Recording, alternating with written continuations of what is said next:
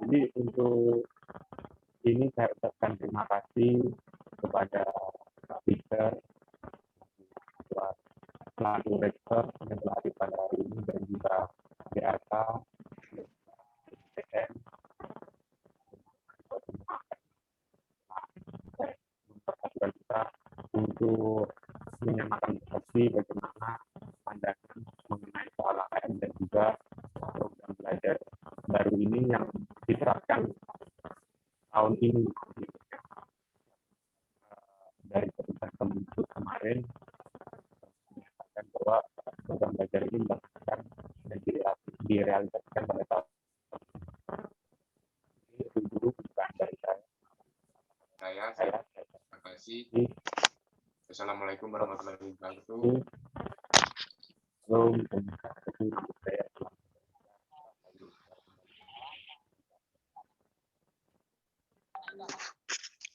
Terima kasih Pak Kabi.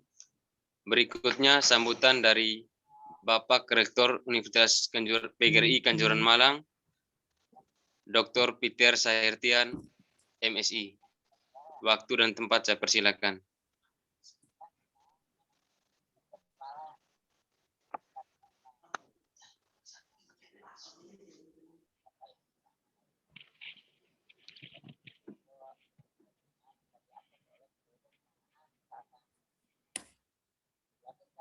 Ya, terima kasih saudara pembawa acara.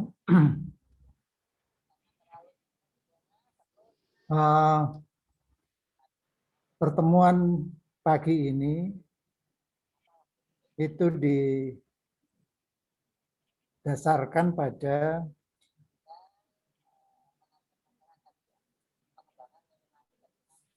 ada ketidakjelasan atau mungkin miskomunikasi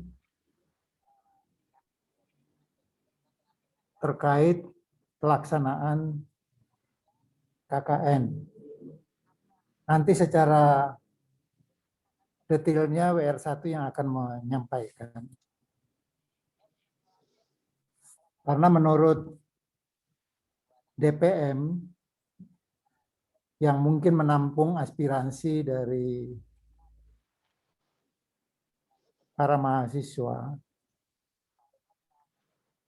bahwa belum ada kejelasan mengenai KKN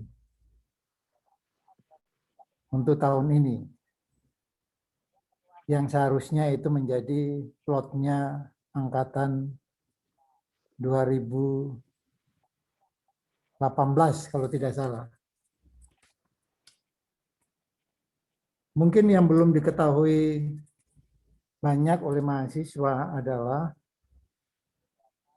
bahwa dengan berlakunya kurikulum MBKM, Merdeka Belajar Kampus Merdeka, memang ada sedikit perubahan dari pola pelaksanaan KKN atau magang, karena memang dalam kurikulum MBKM itu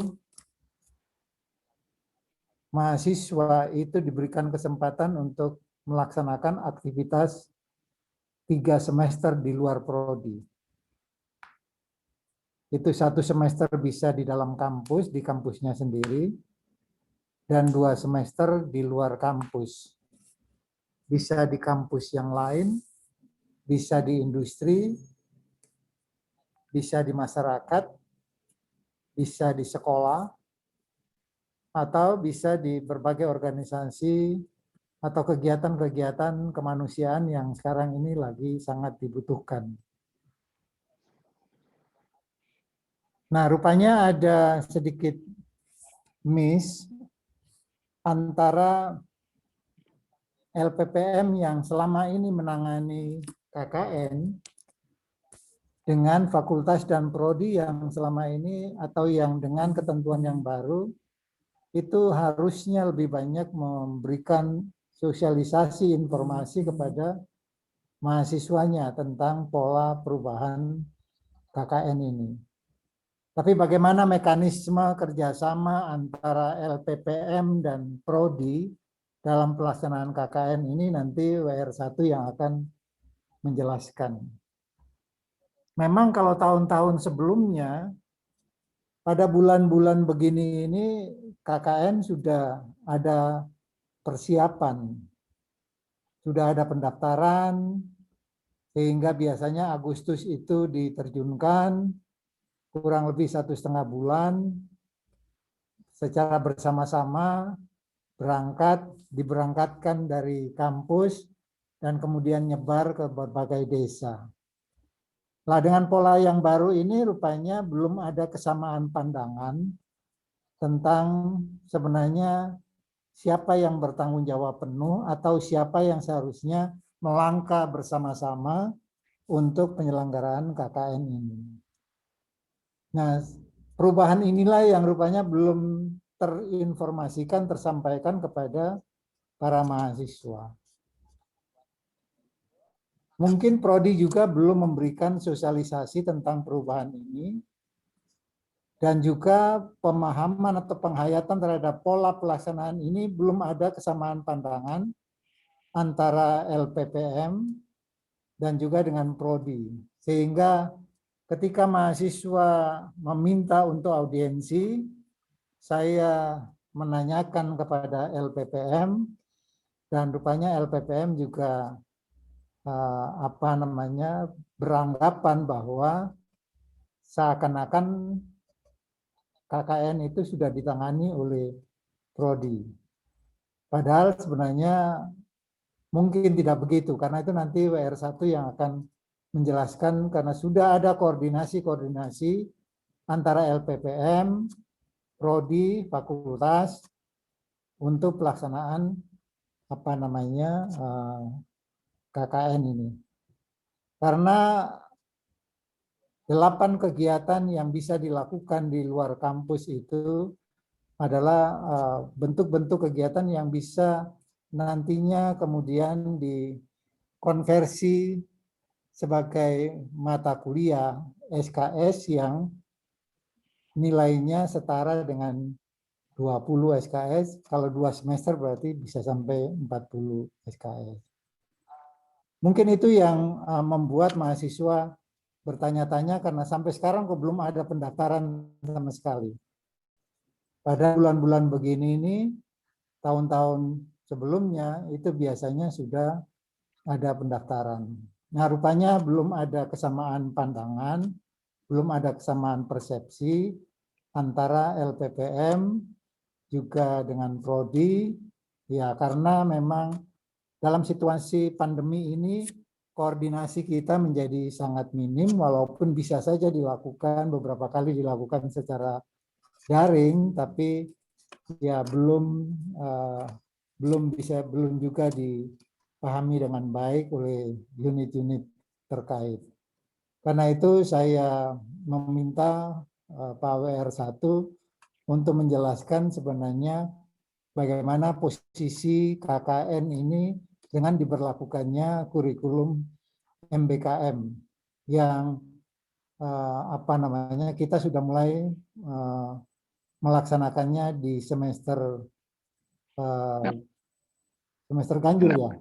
Semester ganjil Ya, ya. semester ganjil 2020-2021. Saya kira itu Saudara Ketua DPM dan juga pembawa acara serta para peserta mahasiswa yang mungkin hadir di ruangan ini, Zoom ini. Semoga setelah ada informasi ini nanti kemudian selanjutnya koordinasi itu akan dilakukan oleh LPPM dengan Prodi dalam rangka untuk bagaimana melaksanakan kegiatan KKN, magang, dan sebagainya itu terkait dengan implementasi kurikulum Merdeka Belajar Kampus Merdeka. Saya kira dari saya itu, dan selanjutnya saya persilakan WR1 untuk melanjutkan penjelasannya. Terima kasih. Baik. Terima kasih, Pak.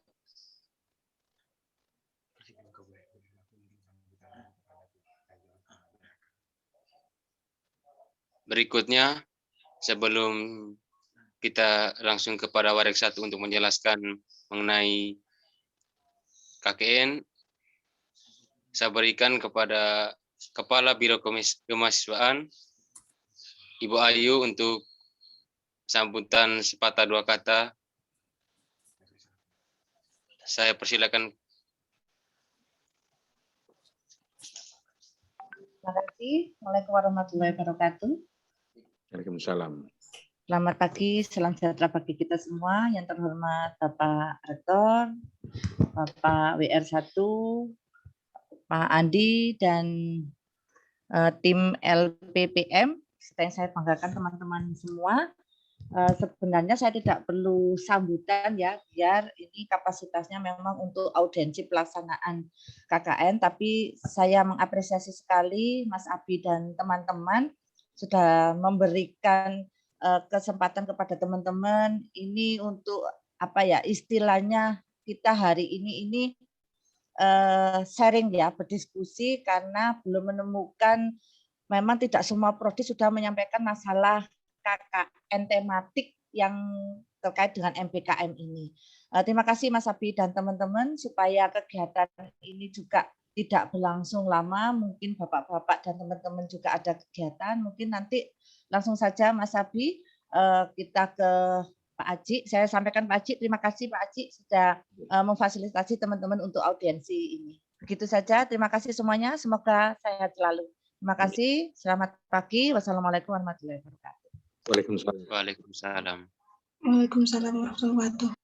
Terima kasih. Berikutnya, untuk memimpin jalannya audiensi, saya langsung berikan ke moderator untuk memimpin jalannya audiensi.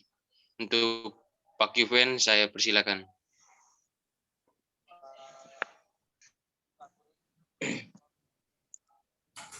Terima kasih banyak untuk Pak Ano. Apa suara saya bisa didengar? Bisa. Cek, cek. Bisa, Pak. Kurang dekat mic-nya, kurang keras. Cek, cek. Halo, halo. Ya, bisa. Sudah bisa. Ya, sudah jelas Mas. Assalamualaikum warahmatullahi wabarakatuh. Waalaikumsalam. Om Swastiastu, Rahayu, salam kebajikan. Yang terhormat Bapak Rektor Universitas Kanjuruhan Malang, yang terhormat Wakil Rektor 1, dan juga LPPM Unikama, serta Kaprodisi Unikama, dan yang saya bangga muliakan para mahasiswa yang sudah menyempatkan waktu dalam audiensi pada pagi hari ini. Untuk mempersingkat waktu, saya langsung saja.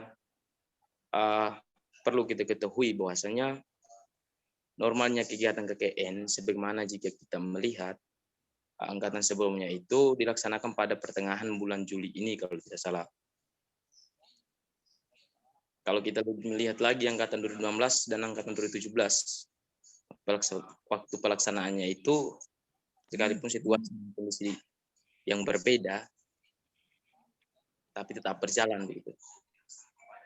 Hal ini kemudian memunculkan tanda tanya di tataran mahasiswa, khususnya angkatan 2018 atau angkatan yang siap KKN. Dan yang kedua, berangkat dari keresahan mahasiswa tersebut, kami DPM selaku lembaga perwakilan mahasiswa Unikama berinisiatif untuk melakukan koordinasi dengan lembaga terkait dalam hal ini LPPM yang secara tupoksi bertanggung jawab dalam kegiatan pengabdian masyarakat oleh mahasiswa Unikama. Setelah koordinasi itu berlangsung, hasil koordinasi DPM dengan LPM tersebut mendapatkan suatu informasi bahwasanya kegiatan KKN tahun ini disesuaikan dengan kurikulum Merdeka Belajar Kampus Merdeka atau MBKM dan telah dilimpahkan ke Prodi melalui sosialisasi oleh LPPM yang dilakukan di lingkup Universitas PGRI Kanjuruhan Malang. Tapi namun seperti apa dasar Pak, kegiatan yang kaitan dengan MPKM itu tidak semua tahu di kalangan mahasiswa, di calon mahasiswa KKN sekarang. Baik, itulah pada kesempatan ini DPM menggelar audiensi dengan menghadirkan lembaga terkait. Dalam hal ini Wakil Rektor 1, LPPM Unikama, dan Kaprodis Unikama untuk membahas dan mengupas tuntas terkait pertanyaan tersebut secara terang benderang. Begitu, langsung saja saya serahkan kepada Wakil Rektor 1 untuk menjelaskan secara detail tentang keambiguan siswa yang mau siap KKN ini. Sebelumnya saya mau informasikan untuk via Zoom ini ada batas audiens 1 orang. Jadi kami dari DPM sendiri live juga di IG DPM. Untuk itu nanti ada pertanyaan dari mahasiswa yang mengikuti di IG nanti saya langsungkan ke forum. Kepencet. Teleponnya, men. Untuk mempersingkat waktu, saya berikan waktu kepada Wakil Rektor 1 untuk menjelaskan apa yang menjadi keresahan pada mahasiswa hari ini. Untuk waktu dan kesempatan saya berikan. Terima kasih. Baik. Assalamualaikum warahmatullahi wabarakatuh. Waalaikumsalam. Namo Buddhaya. Waalaikumsalam. Pak Rektor yang saya hormati, kemahasiswaan bersama tim LPPM, kemudian DPM, jajaran pengurusnya, serta saudara mahasiswa, bahwa 2 hari yang lalu memang kami mendapatkan surat adanya audiensi seperti ini. Sebenarnya persoalan ini karena kurikulum yang ada untuk peserta audiens tolong matikan mic-nya. Ya, baik. Pak Rektor tadi sudah menyampaikan bahwa Universitas PGRI Kanjuruhan sudah menerapkan kurikulum MPKM itu mulai semester ganjil tahun kemarin. Maknanya apa? Bahwa ada perubahan kurikulum yang mendasar. Kurikulum itu akan mempengaruhi mata kuliah yang ada di dalamnya. Di dalam ketentuan MPKM, tadi Pak Rektor sudah menjelaskan ada harusnya pengalaman mahasiswa 3 SKS di luar prodi. 1 semester, 3 semester di luar prodi, 1 semester di prodi di dalam PT, 2 semester di luar PT. Nah, itu yang mendasar perubahannya. Nah, 2 semester di luar PT itu boleh di perguruan tinggi, boleh di masyarakat, boleh di industri, dan sebagainya. Akibatnya ada apa? Akibatnya terjadi perubahan-perubahan kurikulumnya. Yang paling pokok di dalam perubahan itu adalah menyangkut KKN dan magang. Atau kalau non kependidikan magang, kalau di kependidikan PPL gitu. Akhirnya itu yang terjadi. Kemudian kita sudah berkoordinasi dengan LPPM, dengan fakultas, dengan prodi. Bentuknya seperti apa KKN nanti? Yang nanti akan diikuti oleh mahasiswa yang akan menempuh 2 semester di luar PT. Nah, mungkin kita akan ambil 1 semester di luar PT, bentuknya adalah KKN dan PPL atau magang. Sehingga KKN dan magang itu masuk di dalam semester.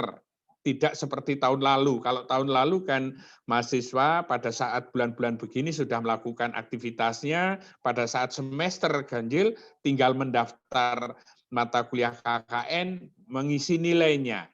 Nah, dengan MPKM ini tuntutannya adalah mahasiswa punya pengalaman 1 semester di luar PT, apakah nanti di sekolah, apakah nanti di desa, apakah nanti di industri. Inilah kemudian bersama LPPM, Kaprodi dan fakultas sudah merancang bentuknya KKN seperti apa. Nah, berdasarkan 8 BKP, bentuk kegiatan pembelajaran 8 BKP yang distandarkan di dalam MBKM, untuk KKN ini bisa disetarakan menjadi 3 aktivitasnya, bisa memilih mahasiswa. Boleh melakukan proyek kemanusiaan, boleh melakukan KKN tematik, boleh membangun desa bentuknya. Nah, itu sudah ditata oleh LPPM, bentuknya bagaimana, sudah dikoordinasikan dengan Kaprodi. Kaprodi sudah menjadwalkan juga di semester ganjil nanti. Jadi mahasiswa di dalam semester ganjil itu nanti akan mengikuti KKN, kemudian plus magang, plus mata kuliah yang mendampingi, sehingga totalnya 20 SKS. Katakanlah misalnya mahasiswa KKN 4 SKS, magangnya 4 SKS, 8 SKS. Sehingga yang 12 SKS bisa diisi mata kuliah pendampingnya. Sehingga tetap 20 SKS dalam semester ganjil itu, tetapi masuk include di sana adalah KKN dan magangnya. Saya sebenarnya mengundang Pak Kur sebenarnya juga untuk LP3L, untuk magang baik di pendidikan maupun non-kependidikan. Sehingga mahasiswa yang penting tidak dirugikan dari segi waktu. Jadi mahasiswa nanti bisa mengikuti kegiatan itu, temanya seperti apa, boleh memilih. Apalagi dalam situasi pandemi seperti ini.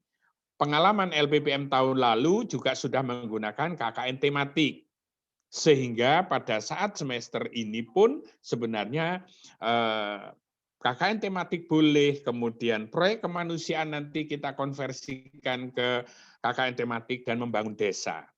Hanya saja nanti pilihan-pilihan mahasiswa itu harus dikoordinasikan dengan prodi pada saat mendaftarkan registrasi, pada saat registrasi. Saat ini prodi-prodi sedang menyusun jadwal perkuliahan. Nah, salah satunya di sana adalah KKN dan magang itu. Ada tahapan-tahapannya yang harus dilakukan. Nanti barangkali LPPM bisa menjelaskan tahapan-tahapannya itu. Karena sebenarnya kalau tadi Pak Rektor menyampaikan diserahkan ke prodi, memang benar penjadwalannya diserahkan di prodi, tapi pelaksanaannya tetap akan dikoordinasikan di tingkat LPPM. Karena nanti di situ misalnya mahasiswa tidak punya pilihan, baik proyek kemanusiaan tidak bisa melakukan, KKN tematik tidak bisa melakukan, pembangunan desa tidak melakukan, maka LPPM akan mengkoordinasikan kegiatannya seperti ini.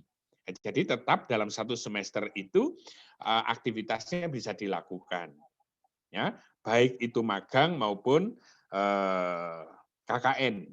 Jadi sebenarnya mengapa ini terjadi? Karena perubahan kurikulum. Kurikulum kita sudah merupakan kurikulum MBKM, Merdeka Belajar Kampus Merdeka, yang menuntut mahasiswa punya pengalaman 1 tahun di luar kampus, 2 semester, atau 40 SKS. Katakanlah, bagaimana Pak, kami KKN dan magang bisa jadi 1. Nah, nanti teknisnya bisa jadi misalnya saudara melakukan yang kependidikan misalnya. Magangnya di 1 sekolah itu, KKN-nya juga diganti. Topiknya Anda cari, misalnya mungkin membantu untuk menyelesaikan misalnya perpustakaannya di sekolah itu, atau hal-hal lain yang bisa dilakukan KKN di sana, tematik nanti bentuknya.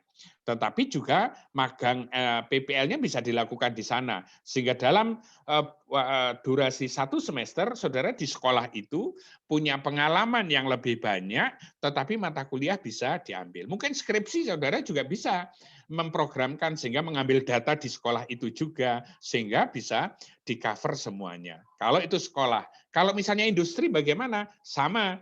Anda di industri itu melakukan magang, kalau misalnya memungkinkan melakukan KKN di sana, tapi kalau enggak di sekitar di industri di sana, sehingga saudara tidak kesulitan pada saat menyelesaikan mata kuliah, KKN, dan magang secara bersama-sama. Penjadwalan sudah diatur, sehingga saudara nanti tinggal mengikuti tahapan-tahapan. Sebenarnya kami fakultas, LPPM, dan Prodi sudah ketemu hampir 3 kali untuk membicarakan bagaimana teknisnya. Pertemuan terakhir dengan Kaprodi kita sudah mendata prodi-prodi mana yang sudah menjadwalkan KKN dan magang pada semester ganjil nanti. Nah, semua prodi sudah. Nah, tinggal nanti bagaimana saudara memprogram, kemudian nanti menetapkan bentuknya, KKN yang saudara ingin lakukan, di mana saja boleh. Anda tidak harus ke kampus, di daerah masing-masing juga memungkinkan, tetapi dikomunikasikan dengan prodi. Nanti setelah itu terkumpul, akan ada pembekalan oleh LPPM. Nanti akan melibatkan prodi-prodi itu di dalam pembekalannya. Sehingga nanti pada saat saudara persiapan, kemudian pelaksanaan, sampai pelaporan, juga nanti akan dipandu oleh ada dosen pembimbing, ada persis samalah seperti tahun lalu. Hanya pelaksanaannya saja sekarang tidak di semester antara, tapi masuk di dalam semester yang berjalan, karena tuntutannya saudara paling tidak 1 semester melakukan itu. Sehingga tidak hanya 1 semester KKN saja, tapi magang juga untuk menggenapkan 20 SKS, nanti Anda akan memprogram mata kuliah penyerta yang bisa menampung sehingga nanti 20 SKS.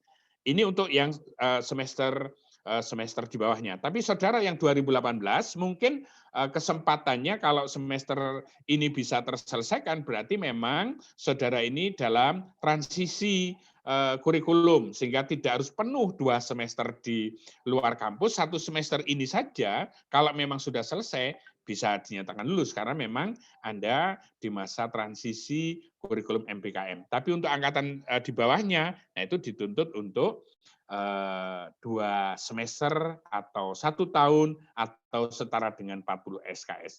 Kenapa ini muncul? Sebenarnya harapannya di pusat, Pak Menteri, itu agar mahasiswa punya pengalaman lebih banyak di luar kampus. Di industri, di desa, di sekolah, itu matang gitu. Mereka yang memang nanti dari kependidikan ingin mengajar, tidak sekedar dia magang atau PPL saja, tetapi ada hal-hal yang bisa diambil di sekolah itu selama 1 semester, belajar di sana.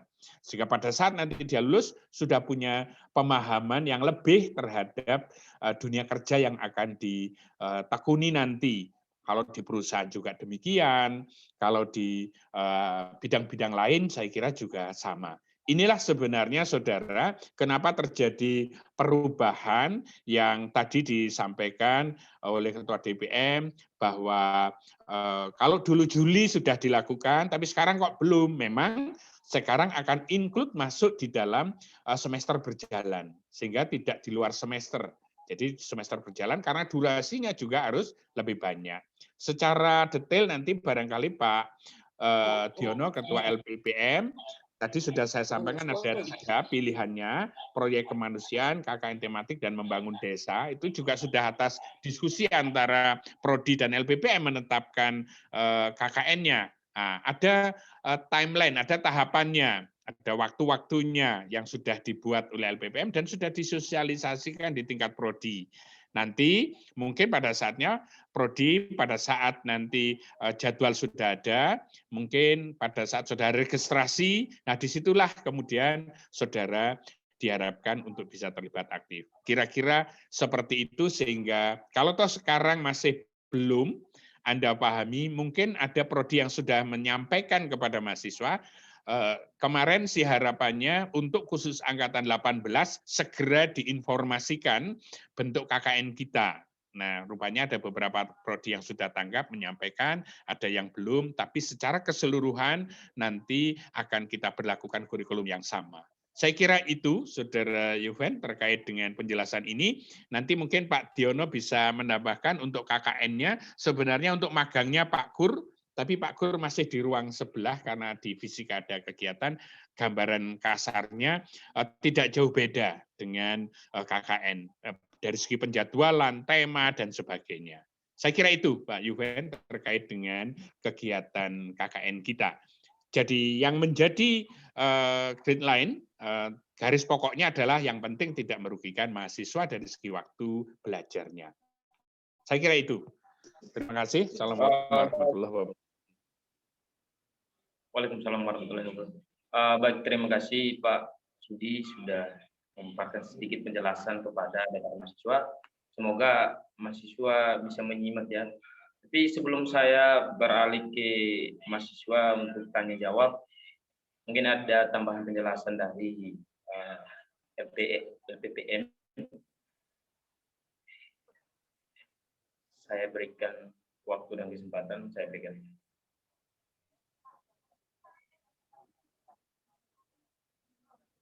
Masih belum menyala mic-nya, Pak Diono? Ya, Sudah. Halo, bisa didengar? Bisa, Pak ya? Bisa.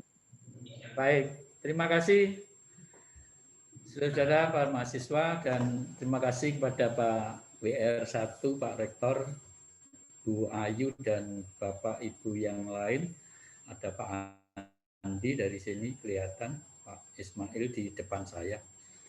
Jadi terkait dengan KKN yang sekarang diinkludkan di dalam perubahan konsep MBKM ini, seperti tadi disampaikan bahwa pelaksanaannya nanti bersamaan dengan pelaksanaan kuliah yang mana selama 2 semester ini saudara ada di luar kampus, sehingga selama di luar kampus itu kebetulan KKN ini nanti akan dilaksanakannya, dijadwalkan pada semester ganjilnya, sehingga selama 1 semester saudara bisa terjun ke desa, membangun desa, di mana di dalam kegiatan membangun desa itu, kalau saudara full di sana membangun desa, nanti ada mata kuliah yang bisa diakui, dikonversi, termasuk juga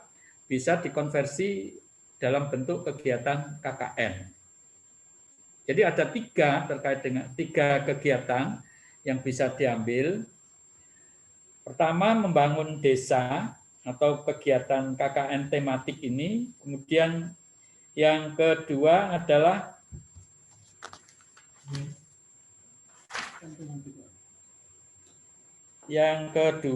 proyek kemanusiaan. Proyek kemanusiaan. Dan yang ketiga, studi independen.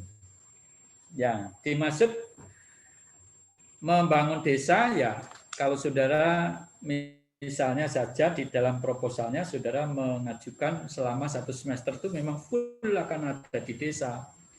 Mungkin sebagian kegiatannya saudara memberikan bimbingan kepada masyarakat atau pelatihan. Nah, di situ bisa dikonversi sebagai kegiatan KKN. Terus mungkin ada kegiatan saudara belajar bersama masyarakat. Nah, nanti bisa dikonversi kepada dalam mata kuliah yang lain.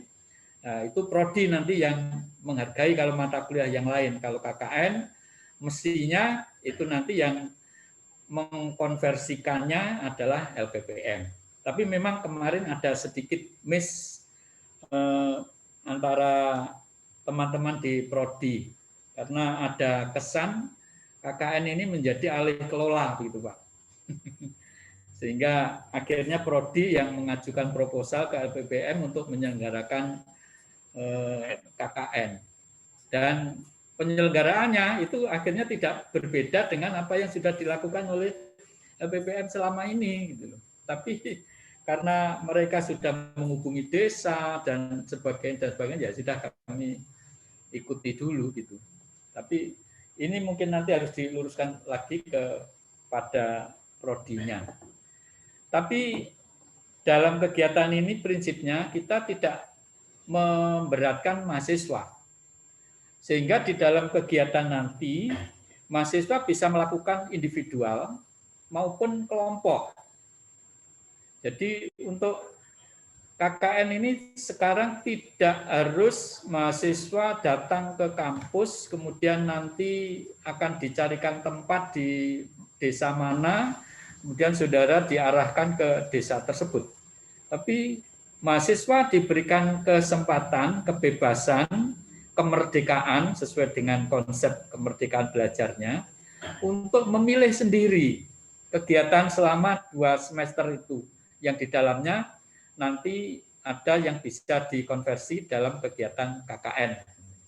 Itu tadi, apakah proyek kemanusiaan, apakah membangun desa, ataukah melakukan studi independen. Studi independen ini yang dimaksud adalah, misalnya saudara melakukan riset, kemudian nanti diarahkan targetnya untuk diikutkan di dalam lomba atau kejuaraan tertentu, misalnya nanti saudara bisa dengan mentargetkan untuk menjadi juara nasional atau internasional, itu saudara bisa lakukan itu. Itu bisa dihargai sebagai kegiatan KKN, dan juga nanti kalau itu dilakukan selama 1 semester, saudara full di situ di bawah bimbingan dosennya dan diketahui prodinya, maka saudara-saudara juga bisa di samping diakui sebagai kegiatan KKN, juga mungkin juga mata kuliah lain yang sesuai dengan semangat kegiatan saudara itu.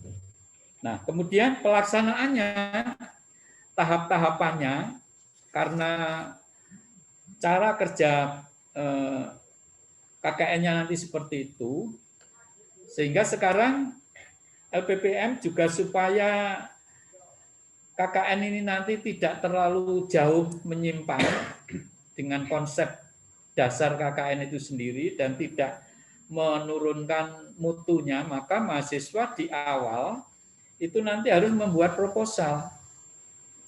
Oke, secara rinci kegiatannya nanti seperti ini. Di pertama nanti mahasiswa ngisi di KRS, memprogram KKN melalui KRS. Jadi pada waktu KRS-an saudara memasukkan KKN itu sebagai salah satu mata kuliah yang diprogram. Berarti termasuk juga biayanya, kalau memang ditetapkan di situ nanti satuan biayanya seperti apa nanti gitu. Kemudian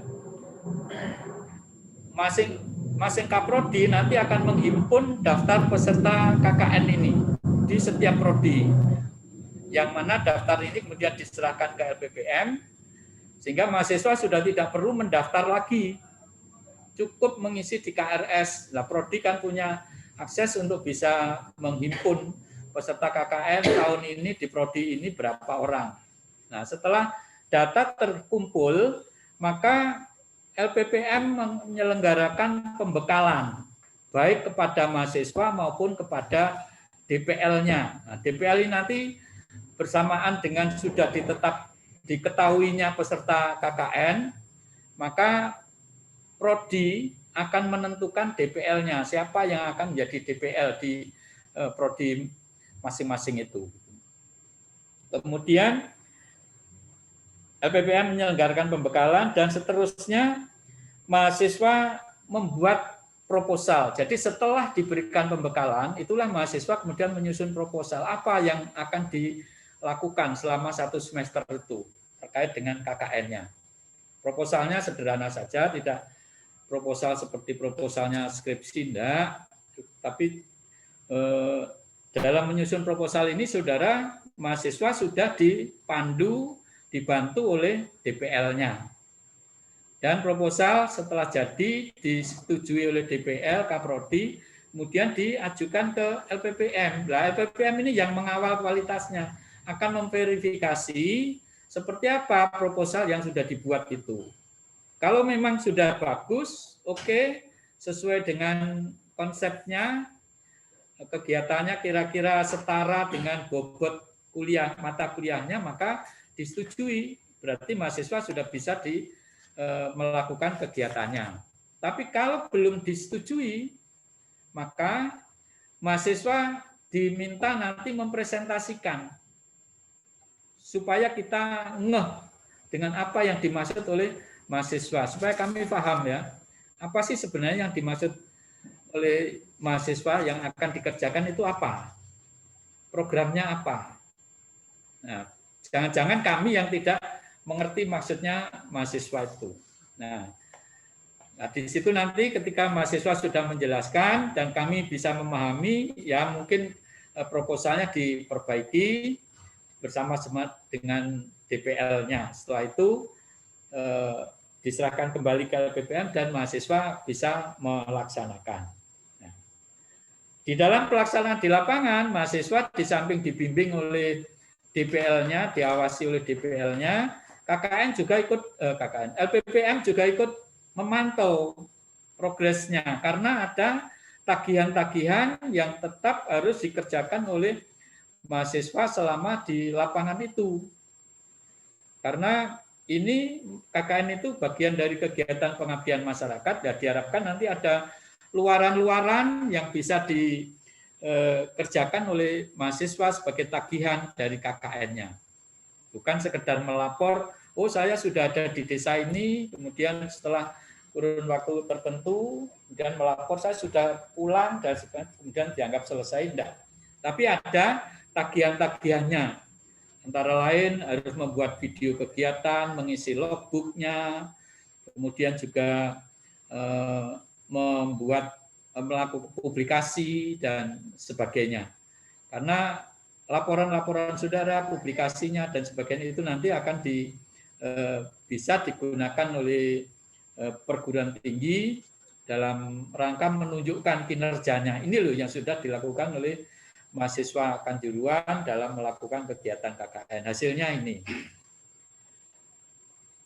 Nah, setelah pelaksanaan selesai, seperti tadi saya sampaikan, nanti mahasiswa menyerahkan tagihan-tagihannya. Lah, ini nanti seperti apa tagihannya? Nanti di dalam pembimbingan, di dalam pembekalan itu nanti akan dijelaskan secara rinci bagaimana saudara kegiatan-kegiatan yang kira-kira bisa dilakukan selama KKN, kemudian bagaimana saudara membuat program, kemudian bagaimana evaluasinya, bagaimana saudara harus menyerahkan tagihan-tagihannya, itu nanti akan dipandu secara teknis pada saat pembekalan itu.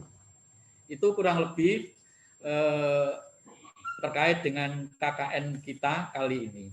Hanya itu tadi, nanti mungkin kewajibannya Pak WR1 dan kami nanti untuk berkoordinasi dengan Prodi terkait dengan pengelolaannya. Itu saja saya kira.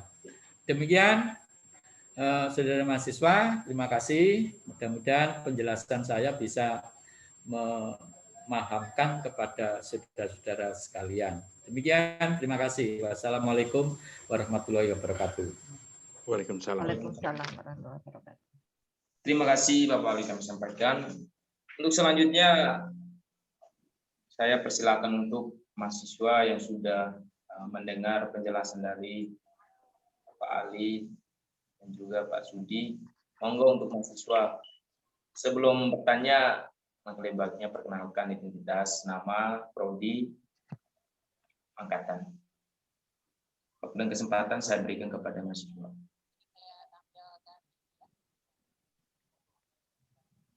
Dan tolong dinyalakan kameranya.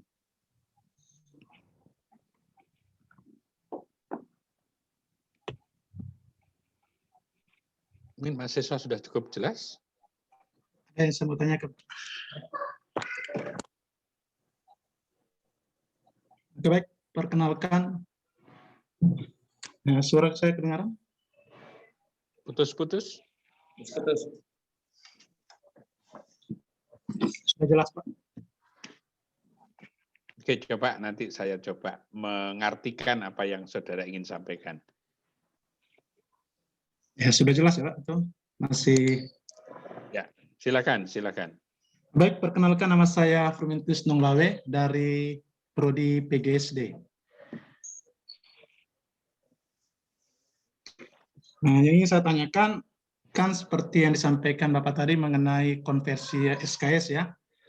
Kan semester genap kemarin, angkatan kemarin, itu ada kegiatan juga dari MBKM, itu kampus mengajar. Kami diberi kesempatan 3 bulan dari kementerian untuk mengabdi kepada sekolah-sekolah yang berada di daerah 3T. Itu selama 3 bulan. Dan di situ ada konversi SKS sebanyak 12 SKS. Nah, termasuk saya mengkonversi magang 2 atau PLP 2. Itu nanti kemudian untuk semester ini gimana? Ada juga yang konversi KKN, ada yang magang dan lain sebagainya. Karena kan di situ ada 12 SKS yang diberikan kepada kami mahasiswa kampus mengajar angkatan pertama. Nah, setelah kami menyelesaikan semua itu, kan tadi kami mendengarkan semester ini ada KKN dan magang. Untuk seperti kami ini gimana Pak solusinya? Apakah kami mengikuti atau tidak sesuai dengan konversi yang diberikan kepada kami? Itu aja Pak. Terima kasih yang disampaikan. Apa dari lembaga bisa langsung dijawab ya? Ya, monggo Pak. Oke, baik. Jadi selamat Saudara Frumentius Lawe yang sudah mengikuti kampus mengajar, karena tidak semua punya peluang, tidak semua punya kesempatan, tidak semua bisa diterima kampus mengajar. Saya juga mengikuti terus perkembangan kampus mengajar, bahwa kampus mengajar itu memang bisa dikonversi 12 SKS. Sangat bergantung di program studinya. Tadi kalau saya tidak salah, PPL 2 dikonversi ke sana. Silahkan, itu memang keterampilan mengajar di sana. Sementara 8 SKS yang lain itu adalah dikonversi dengan mata kuliah. Kalau KKN tidak bisa dikonversi dengan kampus mengajar, karena di 8 BKP, kampus mengajar itu bagian sendiri, kemudian KKN itu bagian tersendiri juga. Sehingga nanti saudara yang sudah memang mengikuti kampus mengajar berarti tidak perlu mengikuti magang 2, bukan magang 2, PPL 2, karena di situ sudah terkonversi dan mata kuliah pendukung di dalam proses pembelajaran itu sudah bisa dilakukan, misalnya asesmen, misalnya PTK, misalnya apa. Nah, di situ di dunia pendidikan sudah cukup. Anda tinggal nanti mata kuliah KKN saja untuk di semester ganjilnya. Saya kira itu. Terima kasih Pak. Jelas Pak, Mas Frumentius. Ya, terima kasih Pak, jawabannya sangat jelas. Ya. Mungkin bisa ada lagi pertanyaan dari mahasiswa, monggo silakan, silakan. Saya ingin bertanya Pak. Perkenalkan, nama saya Muhammad Helmi Baguswara, Prodi Teknik Informatika Angkatan 2018, yang saat ini masih kebingungan buat KKN-nya itu Pak. Tadi sudah dijelaskan dari beberapa pihak bahwasannya KKN nantinya ini diinisiasi ataupun diusulkan sama LPPM yang nantinya akan disosialisasikan ke Kaprodi, dan LPPM memberikan sendiri sosialisasi kepada mahasiswa. Dan untuk pertanyaannya itu kan kemarin kelompok saya itu ada beberapa prodi, yaitu manajemen sama teknik informatika, terutama saya sendiri. Dari teknik informatika, Kaprodi sendiri menyebutkan itu masih belum ada info dari LPPM seperti apa yang akan dilaksanakan oleh Prodi TI, itu sistematikanya seperti apa, dan pembekalannya itu seperti apa, itu masih belum ada kejelasan dari LPPM sendiri, itu katanya Kaprodi Teknik Informatika. Dan dari Kaprodi Manajemen itu sendiri, itu masih menunggu info dari LPPM juga, Pak. Jadi,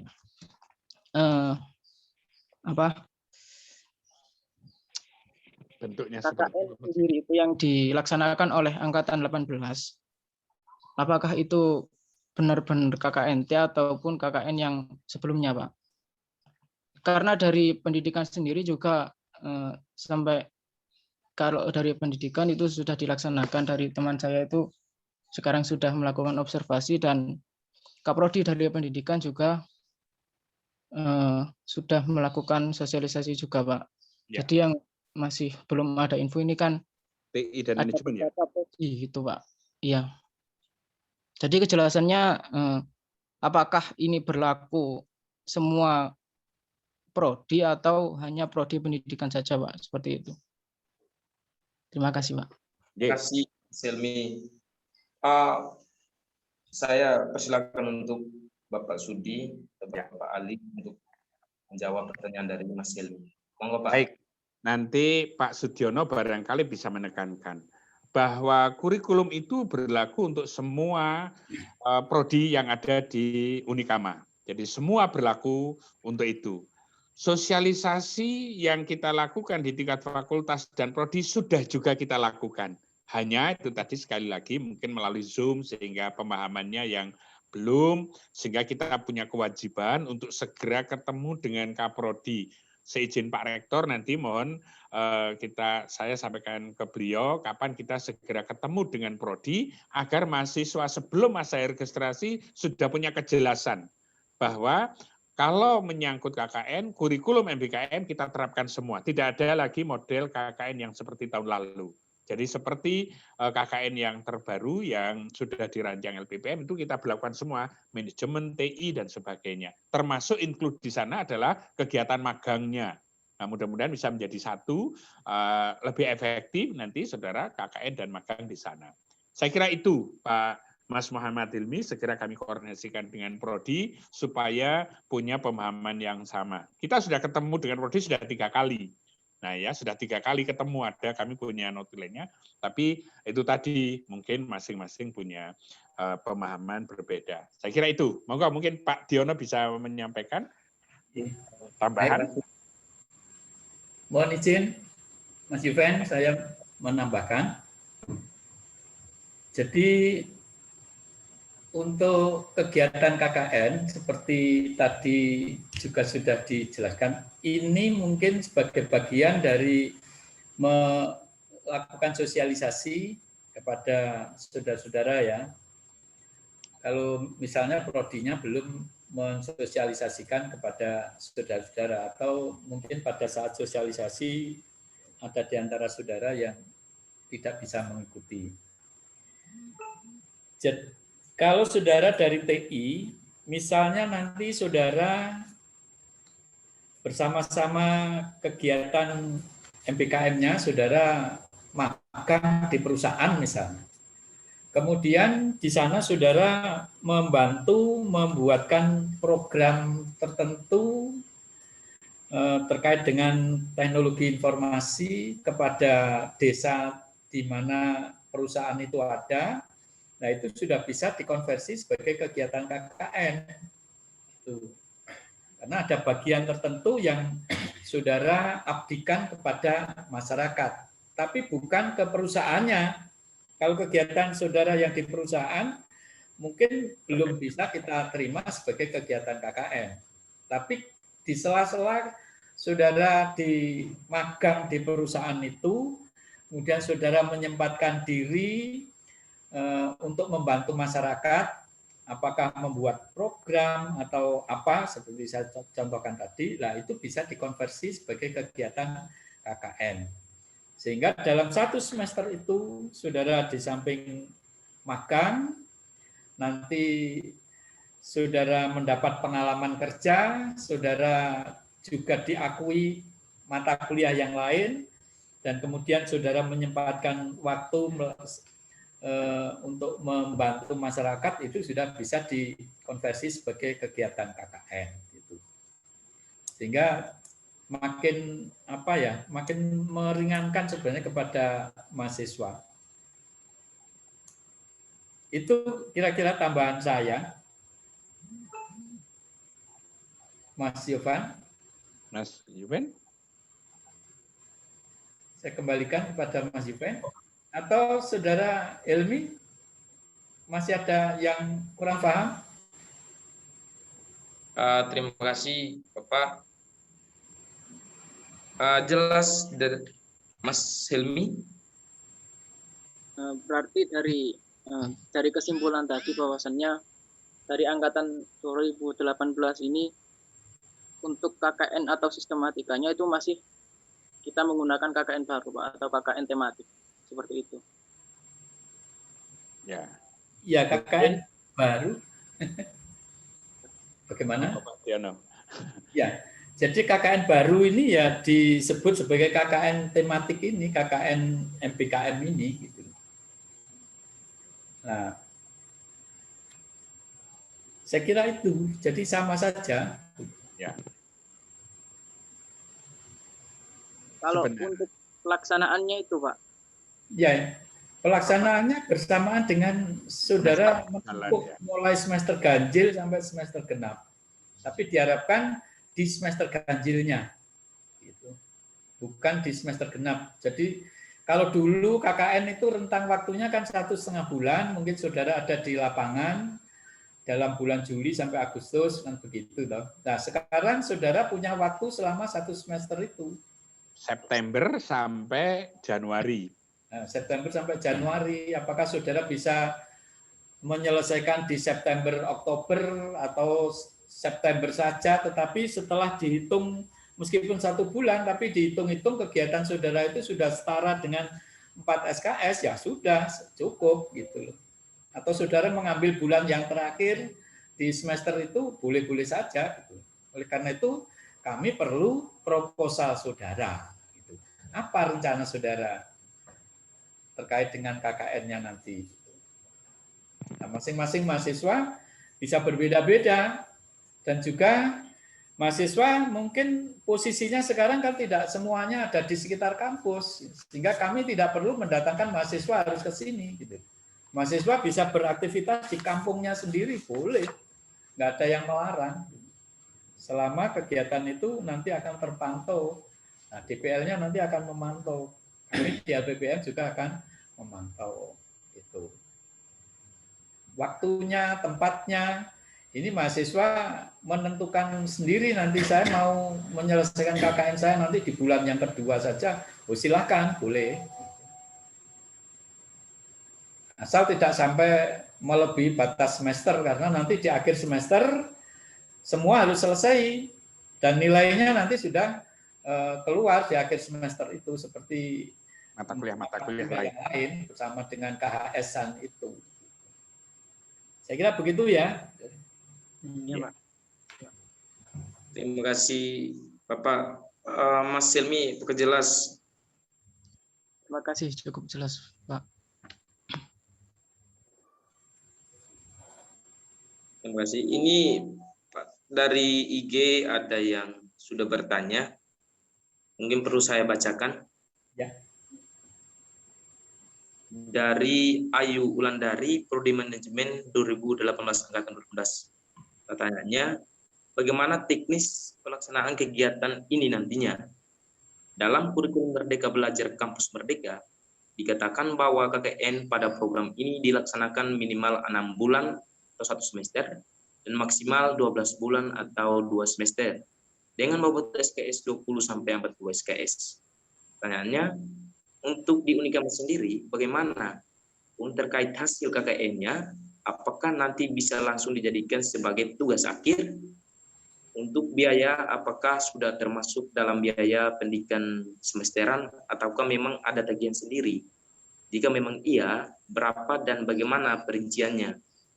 Dan apakah untuk konsepnya satu kampus tetap sama dalam hal ini, ada rambu-rambu atau konsep dari LPPM atau diberikan kewenangan sepenuhnya kepada prodi untuk mengatur konsepnya? Mungkin itu Pak pertanyaannya. Jadi jelas ya Pak? Ya, oke. Saya bisa memahami maksudnya.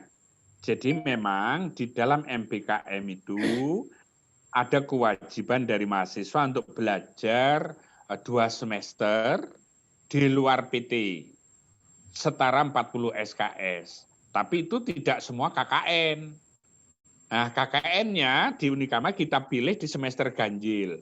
Bobotnya tadi sudah dihitung, kita sudah hitung. Bobotnya 4 SKS, tetapi pelaksananya 6 bulan. Sehingga kalau dihitung durasi waktu, yang namanya 1 SKS itu kan 170 menit kali 16 pertemuan, nah itu ketemu. Sehingga nanti dalam 1 bulan, per jamnya, per harinya itu bisa kita hitung. Makanya tadi Pak Diono menyampaikan, di samping ada KKN, bisa jadi ada magang. Mungkin bisa jadi mengambil data untuk tugas akhir skripsi, silahkan. Sehingga bobotnya tetap 20 SKS dengan durasi 1 semester. bukan 2 semester yang tadi disampaikan, bahwa benar pengalaman belajar mahasiswa MBKM itu 2 semester di luar kampus benar. Tapi KKN hanya kita ambil 1 semester saja. Di semester ganjil harapannya kalau mereka saudara bisa lulus di semester ganjil kan tidak harus menempuh di semester genapnya, karena semester 7 saya kira bisa dilakukan. Misalnya di situ ada magang, ada KKN sekaligus skripsi untuk mengambil data di lapangan. Memungkinkan, silahkan itu. Ya, saya kira itu penjelasannya. Terima kasih. Ya. Untuk berikutnya mungkin ada pertanyaan lagi dari mahasiswa yang memang menjadi kebingungan dalam penjelasan tadi. Monggo saya persilakan.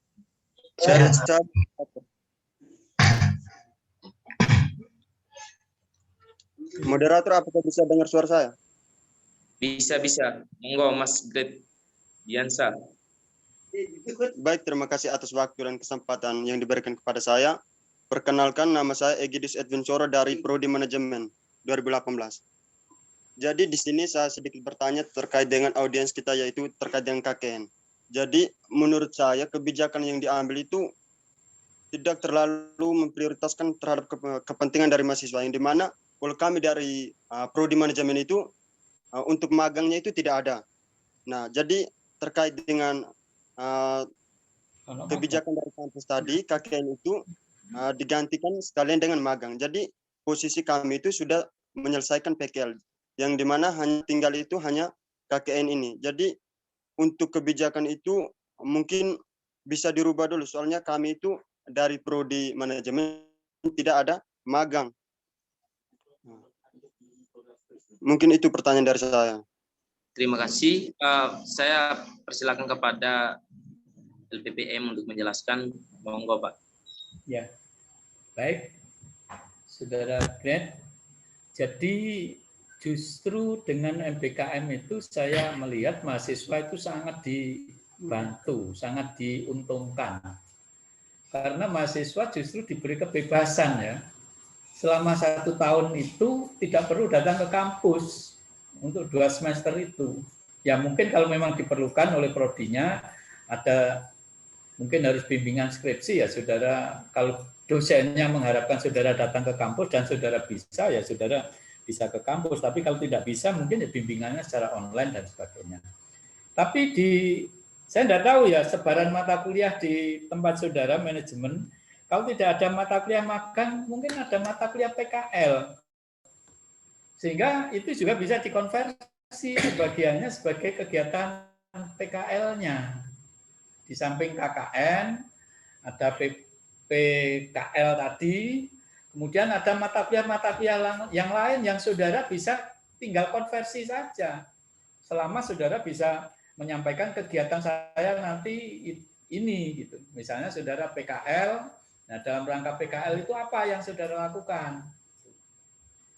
Atau saudara terjun ke masyarakat, misalnya pada masa pandemi ini menjadi membantu desa dalam rangka mewujudkan kampung tangguh misalnya, kemudian saudara apa kegiatannya di sana? Oh, saudara memberikan penyuluhan tentang bagaimana membangkitkan perekonomian masyarakat, atau memberikan penyuluhan tentang pengembangan industri rumah tangga misalnya. Atau saudara membantu membuatkan logo dari industri rumah tangga yang ada, itu kemudian logonya diuruskan hak patennya, hak ciptanya. Nah itu sudah bisa diakui sebagai KKN, PKL, dan mungkin juga mata kuliah yang lain yang terkait. Nah, mata kuliah yang lain ini nanti prodi itu yang punya kewenangan. Kalau kegiatan seperti ini, mereka bisa diakui sebagai mata kuliah apa saja yang bisa dikonversikan. Nah ini kan sangat sangat membantu kepada mahasiswa. Itu ya Gret ya. Mungkin Pak Haji ada tambahan. Saya kira sudah cukup, betul. Berarti sebenarnya bukan berarti KKN kemudian dikonversikan yang ada, bukan. Tapi tetap KKN itu harus muncul dalam mata kuliah. Kalau toh misalnya tidak ada magang, nah tadi betul ada PKL atau mata kuliah kewirausahaan yang lain yang bisa dikonversi. Yang masing-masing prodi bisa jadi berbeda-beda. Intinya bahwa tetap kita ingin membantu mahasiswa, tidak ada tidak berpihak kepada mahasiswa. Intinya tidak seperti itu. Tetap kita bantu, tetapi sesuai dengan prosedur yang ada. Bahwa saudara harus punya pengalaman di luar PT. Nah itu inti yang di dalam MBKM itu. Saya kira itu, Mbak Greg ya. Terima kasih Bapak. Mas Dinsya, apakah jelas jawabannya? Kalau belum jelas. Saya mau menanggapi lagi terkait dengan PKL ataupun magang tadi. Jadi kalau di prodi manajemen itu untuk mata kuliah magang ataupun PKL itu sudah dilalui pada semester 6. Nah, jadi yang belum itu tinggal KKN ini. Jadi kami maunya itu rentan waktu KKN-nya itu bisa hanya cukup 1 bulan ataupun berkaca lagi dari angkatan 2017 itu hanya 40 hari atau lebih begitu. Soalnya rentan waktu itu menurut kami cukup lama itu. Oke, artinya begini, dalam 1 semester kan tetap saudara nanti akan memprogram di semester 7. Semester 7 memprogram KKN, baru nanti bisa dinyatakan lulus pada semester 7. Kan sama saja.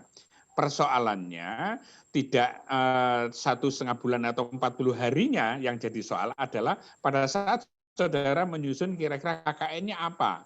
Mau diselesaikan dalam jumlah berapa, yang penting saudara punya pengalaman dalam 1 semester itu. Anda tadi dijelaskan Pak Diono misalnya saudara ingin menyelesaikan tentang perekonomian di desa misalnya. Apa yang mau dilakukan? Tahapannya apa? Sampai di mana? Nah itu aja sebenarnya, tidak masalah. Toh lulusnya juga tetap di semester 7.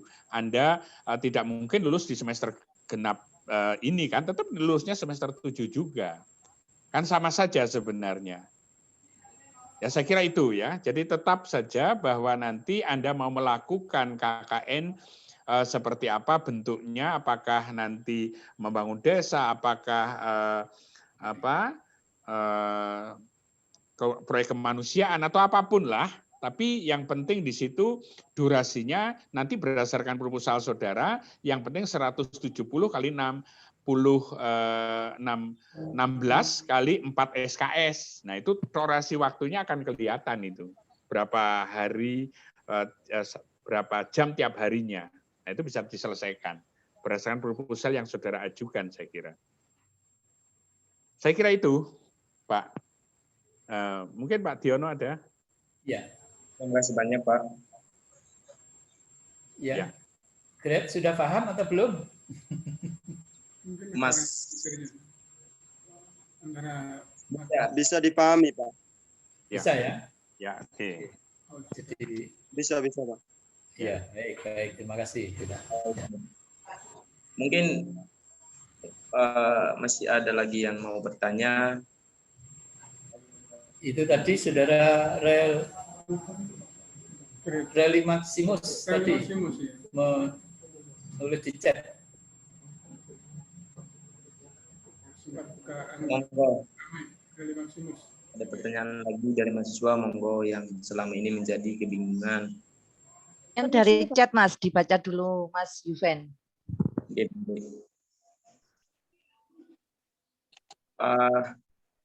Ini dari Reli Maximus Leo, Prodi PGSD. Langsung saja ya Pak. Bertanya menindaklanjuti penyampaian Bapak Sudi Abdul Aji bahwasanya KKN yang tidak dikonversi untuk kampus mengajar angkatan. Yang pertama, angkatan pertama. Sedangkan kami dari beberapa mahasiswa angkatan 2018 diterima untuk kampus mengajar angkatan 2 dan dikonversi mata kuliah 20 SKS. Apakah itu juga termasuk dengan KKN? Terima kasih. Oke. Tadi sudah saya sampaikan kampus mengajar itu beda dengan KKN. Saya tidak tahu kalau sudah dikonversi menjadi 20 SKS. Nanti ini prodinya apa? PGSD. Nanti saya tanya. Karena ketentuannya mestinya 12 SKS. untuk kampus mengajar itu konversinya 12 SKS, nah mata kuliahnya disesuaikan. Jadi tidak termasuk yang KKN di sana. Ya, nanti saya coba koordinasi dengan BGSD kalau misalnya ada kampus mengajar yang kedua itu sampai dikonversi 12 SKS. Ketentuannya 12 SKS Mas dari pusat. Ya. Saya kira itu. Terima kasih Pak. Mas Relima, bukan jelas penjelasan dari Pak Sudi. Saya ingin menanggapi Pak.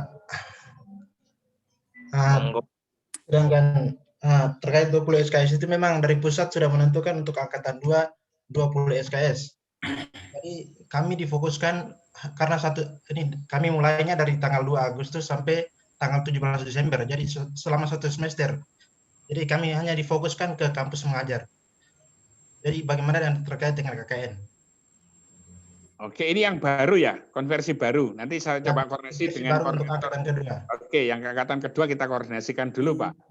Ya, kita koordinasikan untuk yang angkatan kedua. Baik, terima kasih, Pak. Ya, iya. Ada lagi Pak dari chat. Ini ada lagi Pak dari Ayu Ulandari, Prodi Manajemen, angkatan 2018. Untuk biayanya, apakah sudah termasuk dalam biaya pendidikan semesteran ataukah memang ada tagihan sendiri? Jika memang iya, berapa dan bagaimana perinciannya? Dan apakah untuk konsepnya satu kampus tetap sama dalam hal ini? Ada rambu-rambu atau konsep dari LPPM ataukah diberikan kewenangan sepenuhnya kepada Prodi untuk mengatur konsep? Mohon penjelasan. Bapak saya persilakan. Dari Ayu Wulandari Manajemen angkatan 2018. Ya, untuk nyun sewu Pak Diono, untuk pembiayaan tetap karena pembiayaan itu memang di luar pendidikan seperti di dalam brosur, cuma besarannya barangkali nanti akan disesuaikan dengan kebutuhannya. Mungkin Pak Diono bisa membantu menyampaikan, kemarin sudah kita sampaikan ke bidang 2 untuk anggaran, kita tidak bicara anggaran kemarin. Ya. Mungkin Pak Diono. Oke, jadi kalau terkait dengan biaya, kemarin kami juga konsultasi kepada WR2 dan menurut penjelasan dari WR2 bahwa biaya KKN kemudian bimbingan dan skripsi itu memang di luar dari biaya UKT sehingga tetap dikenakan biaya untuk KKN ini. Hanya besarannya akan kita hitung kembali sesuai dengan kebutuhan. Kalau mengacu pada kebutuhan tahun yang lalu itu sekitar 225 di kita. Sedangkan di kampus lain itu apakah MBKM ataukah reguler itu mereka tetap tidak akan menurunkan biayanya. Kita akan tidak seperti itu. Jadi tetap mengambil rate yang di bawah paling rendah dibandingkan kampus lain. Kemungkinan ya sekitar 225 atau 250 itu paling tinggi. Nanti kita akan godok lagi terkait dengan besaran biaya itu. Karena kami tidak bisa memutuskan sendiri kalau terkait dengan pembiayaan itu. Tapi ancer-ancernya segitu kira-kira. Demikian Pak Haji, tambahan saya. Saya kira sudah cukup jelas, Mas Yuven. Terima kasih, Pak. Ayu Ulandari, apakah penjelasannya jelas?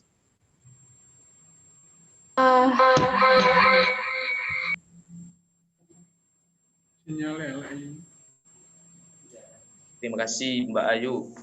Ini ada lagi dari Lis Anjasari, Pak.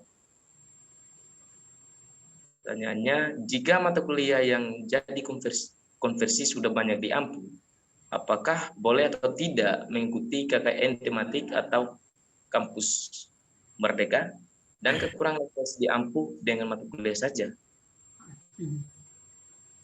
Ya, jadi ketentuan kita saat ini KKN masih menjadi mata kuliah wajib. KKN menjadi mata kuliah wajib maknanya ya harus ditempuh. Nah, hanya konversi yang dilakukan sepanjang konversi-konversi itu memenuhi KKN, nah nanti mata kuliahnya bunyinya KKN konversi itu, sehingga tidak bisa kemudian tanpa KKN. Sepanjang konversinya sudah berbunyi KKN, ya mungkin tidak perlu ditempuh. Tapi kalau belum, nah itu harus ditempuh di sana, karena konversinya yang tahu kan di prodi masing-masing.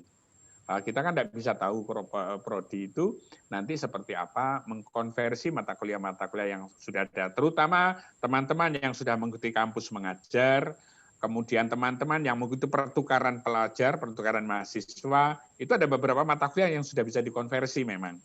Tapi tentu tidak ke KKN sepertinya. Saya kira itu Mas Yuven.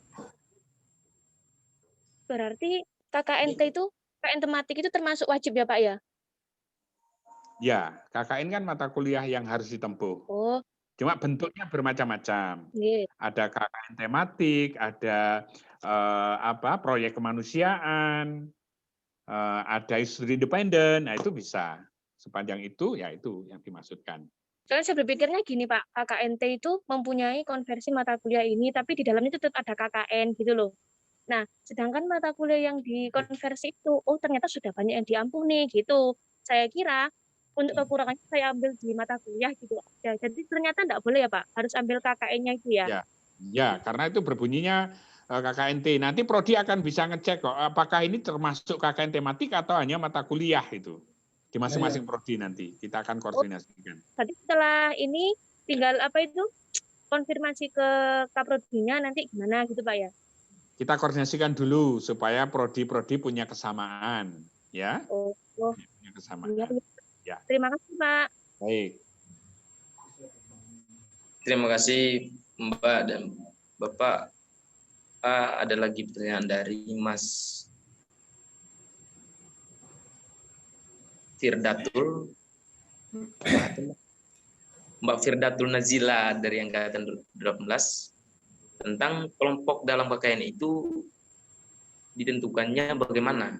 Dan kalau dalam satu angkatan hanya ada beberapa orang saja, misal dalam satu angkatan 10 orang, apakah bisa dijadikan satu kelompok? Monggo Pak, saya persilahkan. Ya, mungkin ini saya yang Pak Haji. Baik, jadi KKN yang sekarang, saudara satu orang saja boleh, tidak harus berkelompok. Ya. Tapi kalau saudara bisa bersama-sama berkegiatan itu, misalnya saudara magangnya pas bersama-sama, ada 5 orang sampai 10 orang di sana magang, kemudian sekaligus akan melakukan KKN bersama-sama, boleh. Silakan saudara, selama saudara di situ nanti kegiatannya apa.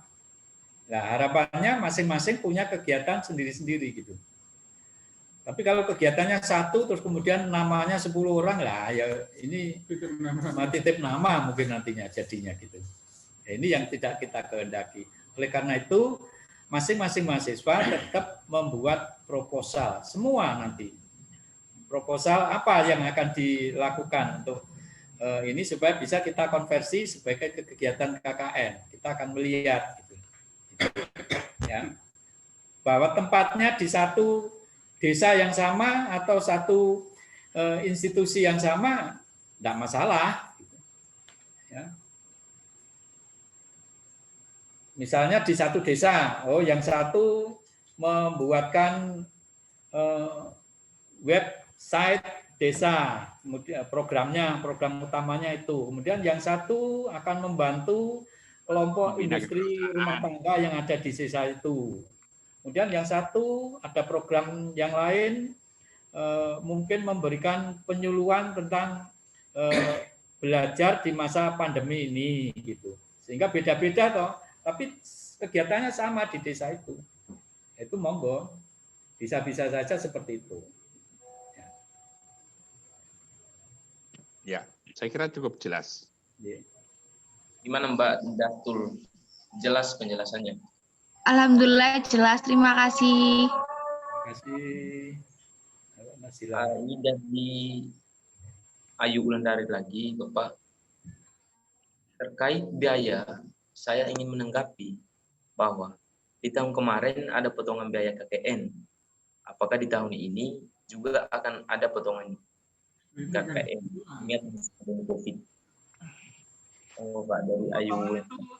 Begini, Yuven ya. Ya, Pak. Sebelumnya biaya KKN itu kan sebesar 375. 375 kemudian kemarin tuh di masa pandemi itu kita refund kepada mahasiswa itu sebesar 150.000. Sehingga akhirnya yang dibayarkan oleh mahasiswa itu hanya 225. Sehingga tadi saya katakan kalau mengacu pada pelaksanaan tahun kemarin kurang lebih biaya sekarang ya segitulah 225. Atau kalau nanti kita lihat bagaimana kita nanti mungkin ada hal-hal pengeluaran baru sehingga maksimal mungkin 250.000 gitu. Itu kalau mengacu pada pembiayaan di tahun yang kemarin. Jadi bukan 250 kemudian dipotong lagi antek kabeh misalnya. Belum ditetapkan sudah minta potongan ini. Iya. Kalau yang reguler itu ya 375 itu pun 2 tahun yang lalu kalau kita terakhir melakukan yang reguler itu 375. Kampus lain sudah 500.000 kita masih 375. Kemudian tahun kemarin dari 375 itu kita kembalikan kepada mahasiswa 150.000 gitu. Sehingga yang dikelola untuk kegiatan ini 225.000. Nah, ini saudara bisa cek itu di perguruan tinggi yang lain kalau saya dikira bohong. Silahkan cek di sana. Unmuh itu berapa gitu. Kemudian Widyagama itu berapa, Unmer itu berapa. Oke. Saya kira itu. Saya kira itu ya, Mbak Yuven. Masih, ini sudah jam 11:30 lebih. Saya kira kalau masih. Terima kasih Pak. Ya. Untuk Mbak Ayu jelas ya penjelasannya. Atau masih kurang jelas monggo. Dan ada lagi dari Muhammad Helmi. Langsung saja ya Pak. Beliau menanggapi dan menyanggah pertanyaan dari Saudari Wulandari. Berbicara biaya dan kondisi saat ini sangat berbeda. Mungkin tidak bisa diadakannya potongan Pak. Karena dilihat pelaksanaan KKN juga berbeda dengan sekarang. Kiranya bisa dikonversikan dan dirapatkan lagi terkait UKT dan KKN di angkatan 2018. Monggo dari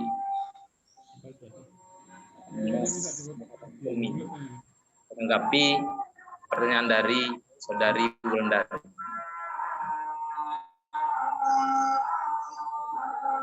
Saya tidak jelas Pak. Maksudnya ini, saya tidak mengerti maksudnya ini apa ini. Ya jadi gini Pak, Mas Helmi menanggapi apa yang barusan ditanyakan sama Saudari Ayu terkait biaya. Pada saat kondisi ini sangat berbeda. Mungkin bisa diadakannya potongan karena pelaksanaan KKN juga berbeda dengan sekarang. Kiranya bisa dikonversikan dan dirapatkan lagi terkait UKT dan KKN di angkatan 2018 Pak. Nah, itu kewenangannya ada di bidang 2. Tetapi tadi Pak Diono kan sudah menyampaikan, kalau sama dengan kemarin saja 225, tapi berapa sekarang kita masih belum memberikan batasan berapa. Mungkin Pak Diono nanti akan berkoordinasi dengan bidang 2. Saya kira itu penjelasannya. Mohon ditunggu kalau yang terkait dengan keuangan ya. Tapi yang jelas bahwa model pelaksanaan seperti itulah itu. Baik Pak, Mas Helmi jelas? Jelas Pak, terima kasih. Ya, sudah 11:30 Mas Yuven, sudah lebih. Tohor ini Mas. Ya. Kalau ada yang tidak jelas boleh langsung ke LPPN atau ke saya nanti. Oke Pak, ini ada lagi dari Mbak Vera Fermita dari Sastra Inggris angkatan 18. Yang terakhir aja, Tanya, yang terakhir. apakah terakhir aja ya? Ya, terakhir ini.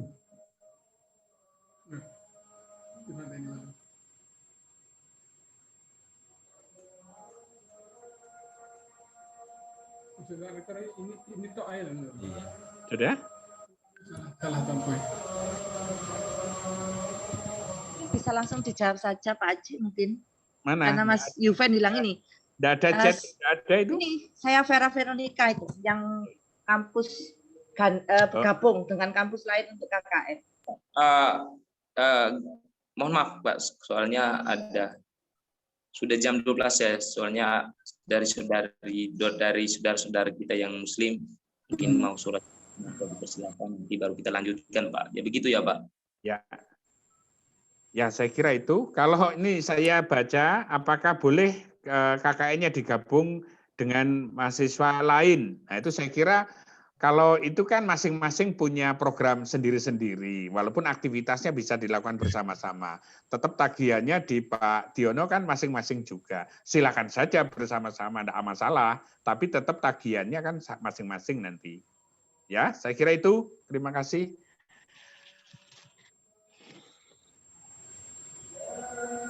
Aprialano sudah saya kira. Iya. Saya kira sama penjelasan saya. Jadi kegiatan saudara boleh bersama-sama siapa saja, tetapi masing-masing mahasiswa itu kan punya program kerja sendiri-sendiri. Karena mahasiswa nanti kan dinilai sendiri-sendiri, tidak rombongan dengan mahasiswa lain. Gitu. Penilaian diberikan kepada yang bersangkutan secara individual, sehingga penilaiannya nanti kepada mahasiswa yang secara sendiri-sendiri, termasuk tagihan-tagihan, itu nanti dikerjakan oleh masing-masing mahasiswa sendiri. Karena dasar penilaiannya dari itu juga. Dari aktivitas di dalam pembekalan, kemudian pelaksanaan kegiatan di lapangan, nanti akan dilihat logbooknya, apa yang sudah dilakukan selama di lapangan itu. Kemudian bagaimana saudara menyelesaikan tagihan-tagihannya. Sudah lengkap apa belum tagihan-tagihannya? Tagihan itu dikerjakan oleh mahasiswa juga secara perorangan nanti. Saya kira itu ya, Ayu, saya kira tambahan saya. Terima kasih saya ucapkan kepada lembaga yang sudah hadir di audiensi ini dan juga para mahasiswa. Mengingat waktu sudah jam 12 dan yang disampaikan oleh Bapak Ibu, Bapak semuanya, monggo disimpulkan sendiri dari mahasiswa. Kira audiensi kita pada hari ini saya tutup, saya kembalikan ke MC. Terima kasih banyak. Baik, terima kasih Pak Yuven yang telah memimpin jalannya audiensi. Jadi itulah penjelasan mengenai KKN, bagaimana konsep serta anggarannya, dan mengapa KKN di tahun ini tidak berjalan sesuai ketentuan.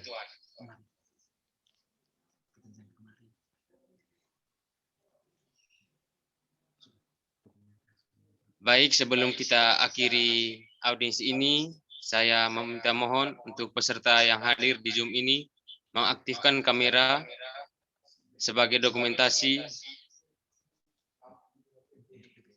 untuk DPM.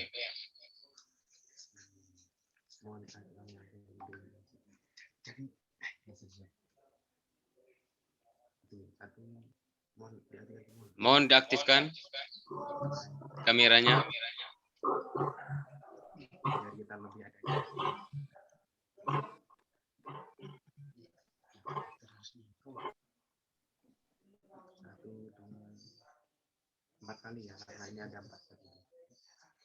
Satu, dua, tiga, empat.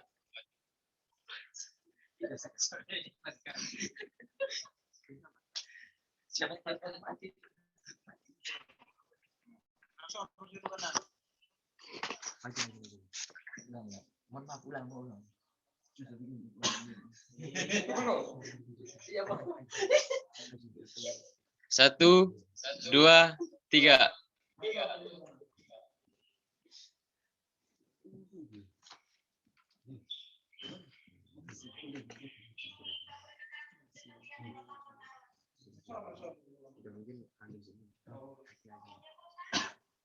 Baik, terima kasih. Mungkin itu audiensi mengenai KKN kita pada hari ini. Bila ada salah kata, mohon maaf. Terima kasih. Wassalamualaikum warahmatullahi wabarakatuh. Waalaikumsalam warahmatullahi wabarakatuh. Waalaikumsalam warahmatullahi wabarakatuh. Waalaikumsalam warahmatullahi wabarakatuh. Terima kasih.